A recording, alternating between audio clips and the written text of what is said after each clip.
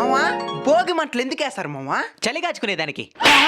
పొయ్యి దగ్గర కూడా చలిగా ఉంచుకోవచ్చు. సపరేట్ గా భోగి మంటలే ఎందుకు వేస్తారో ఏం తెలియకుంటూ వచ్చేస్తారు. ఆయన వదిలి మామ, ఆయన దానికి పనికిరాడా? నువ్వు చెప్పు మామా, భోగి మంటలు ఎందుకు వేస్తారు? భోగి పండగ కాబట్టి.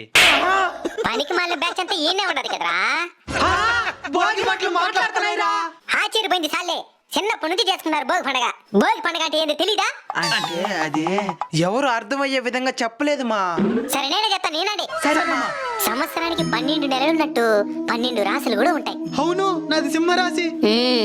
సూర్య భగవానుడు ఒక్కో రాశిలో ఒక్కో నెల చొప్పున 6 నెలలు 6 రకాల రాశులలో, ఇంకో 6 నెలలు ఇంకో 6 రాశులలో ఉంటాడు. కర్కాటక రాశి నుండి ధనుర్ రాశి వరకు సూర్యుడుండే 6 నెలల సమయాన్ని దక్షిణాయనం అంటారు. మకర రాశి నుండి మిథున రాశి వరకు ఉండే 6 నెలల సమయాన్ని ఉత్తరాయణం అంటారు. భోగి అనేది దక్షిణాయనంలో చివరి రోజు అన్నమాట. అప్పుడు రేపు ఏ ఆయనం ప్రారంభమవుతుంది? ఉత్తరాయణం.